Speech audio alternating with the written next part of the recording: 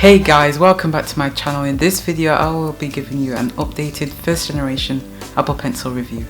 But before we get into this video, make sure you smash that like button, subscribe and turn on those post notifications so you do not miss any more videos like this. And also don't forget to follow my Instagram, which is at Khemani, as I am trying to be more active on there. So yes, other than that, let's get straight into the video. As you guys should know already, I love Apple products. That's why we're doing another Apple related video. So if you look back at my older videos, you'll probably see that I've already done an Apple Pencil review already. But I don't think I got as in-depth in that video.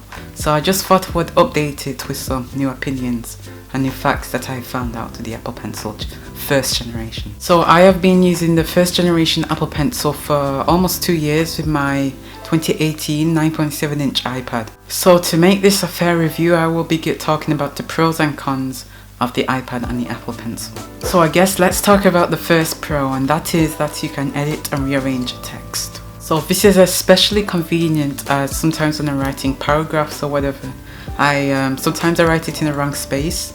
So with the Apple Pencil, it lets me edit and move and rearrange text all without any hassle. So that's a very cool thing. So compared to if I was using standard pen and paper, I would have to cross it out or scribble it out, which can make my work look more messy.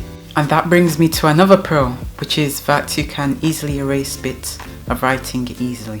So this pro is kind of linked to what I mentioned previously about rearranging text. Everyone knows that with physical paper, if you use a pencil, using a pencil, you can easily erase it out, but that brings another issue, because when you erase it out it leaves faint markings on there, which doesn't really look nice. And you obviously don't have that problem with using the Apple Pencil with the iPad, so yeah, that's another pro.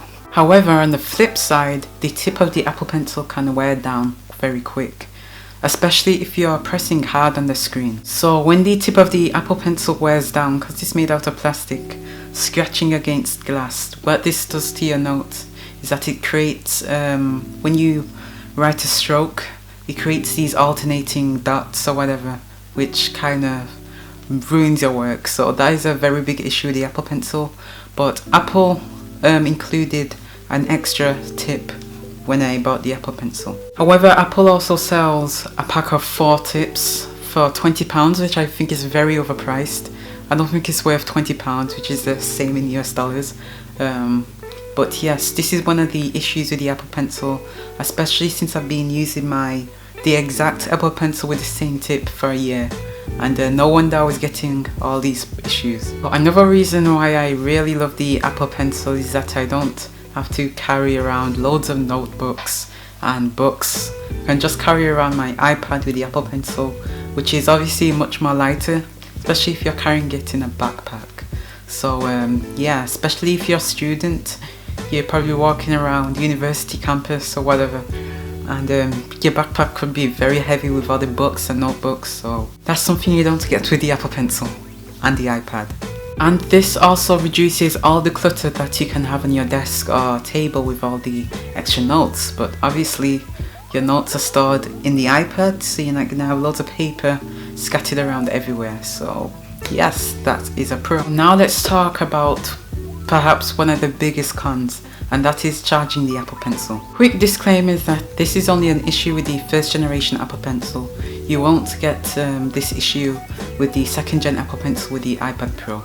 I'll talk about that a bit more later on. The way you have to charge this thing is so awkward. You actually have to plug it in the side of the iPad like this and like that. I know it looks crazy, but this is how it charges. So there's a problem with this, as sometimes it could break, especially, and it kind of ruins the user experience with the Apple Pencil just sticking at the bottom of the iPad. So I really hate this, but as I said, with the iPad Pro with the second gen Apple Pencil, you won't have this issue, as the second generation Apple Pencil would magnetically attach like that and charge like that, so it wouldn't be an issue with the iPad Pro. And that leads on to another problem in itself. So you see the lightning port where you charge the Apple Pencil, it comes with a cap, which is Like, look at this. The cap is very small, so it's very easy to lose, which is a very big problem. I'm so happy that I've never lost it. I never really lose anything, but that can be an issue for many other people. So it magnetically attaches, like, can you see this? Yes, you can. Like that. Or if I was to help anyone, I would recommend that you do not buy an iPad which is only compatible with the first gen Apple Pencil due to the problems which I just explained. So that brings me to my last pro, which is the touch sensitivity. So I mentioned in my old review how intuitive the Apple Pencil is. It really mimics real paper, especially when I'm doing calligraphy and drawing. So the Apple Pencil has touch sensitivity. So that means when you press harder on the screen, the ink will get darker and thicker, which replicates something you would get with real pen on paper. And my camera battery is about to die, so let's go charge that. So, and along with what I said previously, it also replicates different angles. If I hold the Apple Pencil in a different angle, when I'm drawing or shading, it will just shade. So the texture will change, and the shape of the stroke with the ink will change as well. So yeah, that's pretty cool. The app I use for calligraphy or art is Procreate, which I think is the best drawing app for the iPad. The last con is the price. The Apple Pencil first generation costs £90 in the UK, which is $100 in the US. This section of the video I wanted to talk about how I use the iPad with the Apple Pencil for school. So for my note taking, I use an app called GoodNotes 5. Although it isn't free, I think it's the best note taking app for the iPad.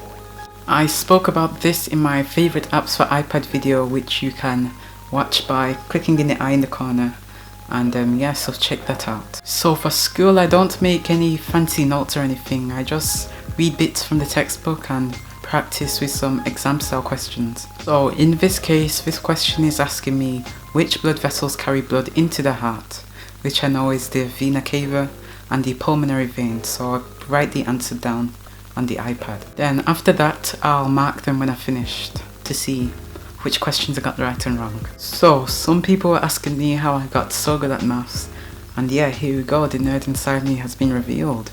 I use this big old heavy higher mathematics book, and look how thick it is, by the way. It's got almost 600 pages. So yes, all this information.